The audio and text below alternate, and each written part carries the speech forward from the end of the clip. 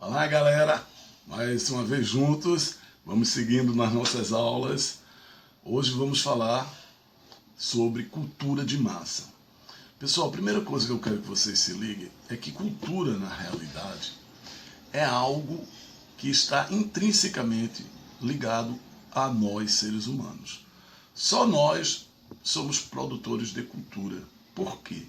Porque cultura é tudo aquilo que o homem consegue transformar. Cultura é tudo aquilo que o homem consegue produzir. Por esta razão é que não existem culturas superiores ou inferiores. Existem culturas distintas. E hoje nós abordaremos justamente esses aspectos que estão vinculados à cultura. Mais especificamente, a chamada cultura de massa.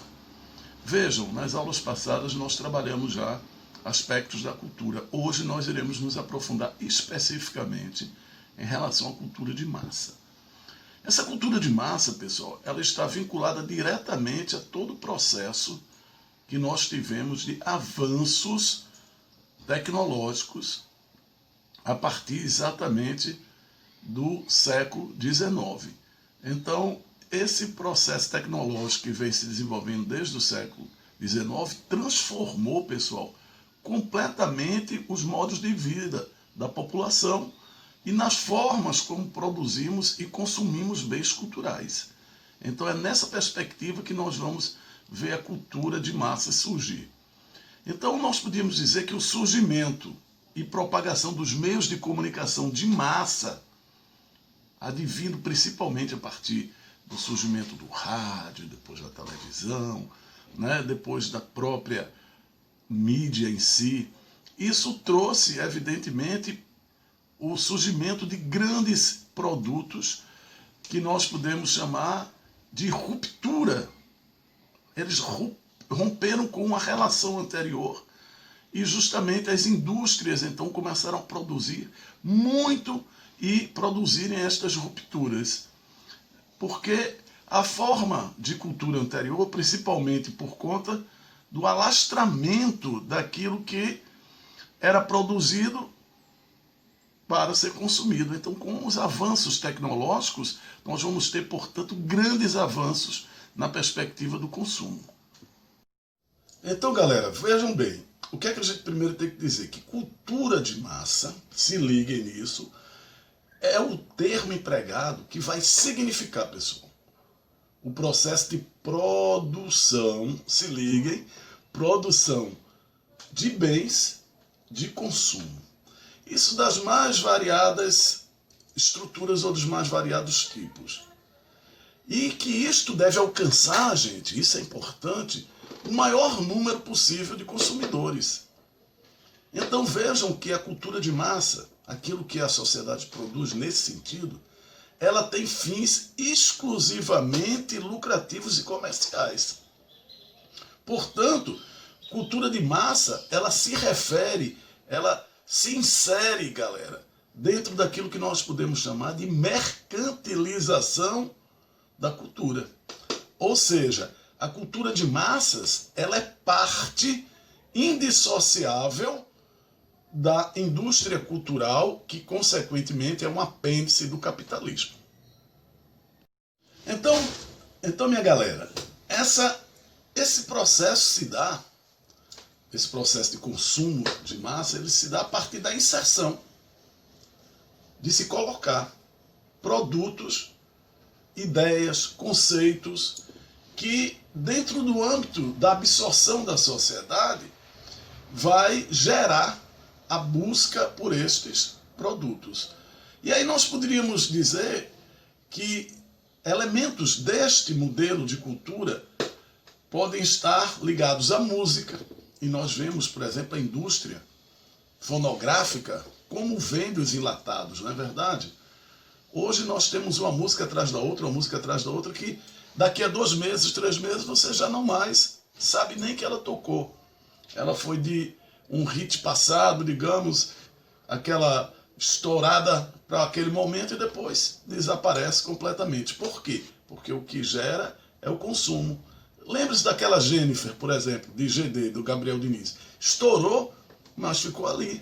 Hoje ninguém ouve mais esta música, basicamente. Então, isto é uma característica da cultura de massa. Então, pessoal, vejam, através da música nós vemos essa penetração, mas tem outros segmentos, infinitos, digamos, segmentos do ponto de vista da produção. Nós podíamos falar aí também da dança, nós podíamos falar de séries, de filmes, de moda, de esportes, enfim. Tudo isso está inserido dentro daquilo que nós chamamos de cultura de massa, que efetivamente vem à tona através dos meios de comunicação, como a televisão, jornais, a própria internet, as revistas, enfim. Tudo isso cria o que nós chamamos de homogeneização, torna-se homogêneo essa cultura que efetivamente entra nas nossas vidas todos os dias. E é importante dizermos que a partir da Segunda Guerra Mundial, pessoal, é que nós temos verdadeiramente esse conceito desenvolvido a partir do surgimento daquilo que nós chamamos de Escola de Frankfurt, que é um grupo de marxistas alemães, que nós falaremos agora. Então, galera, dois nomes se destacam muito, eu quero que vocês gravem esses dois nomes, da Escola de Frankfurt, que envolveu vários pensadores alemães marxistas, mas eu quero destacar dois aqui para que vocês tenham eles em mente. Um deles exatamente chama-se, presta atenção, Theodor Adorno, e o outro chama-se Max Horkheim. Estes dois produziram inúmeros artigos sobre justamente a produção de massa.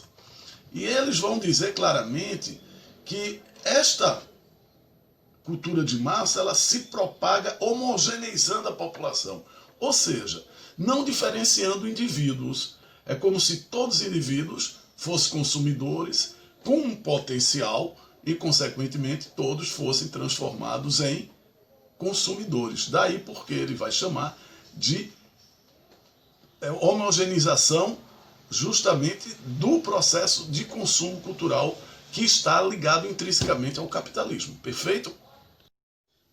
Pois então vamos lá, pessoal. Vejam bem. Vamos agora falar das características da cultura de massa.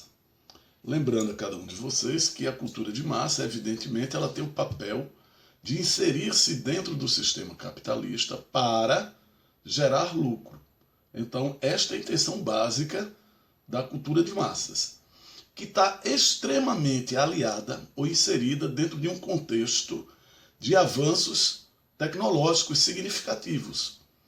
E a comunicação de massa é indiscutivelmente o grande apoio e o grande alicerce que tem a cultura de massas.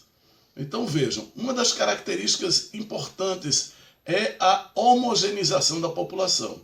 Ou em outras palavras, não é visto as especificidades do indivíduo, as necessidades individuais.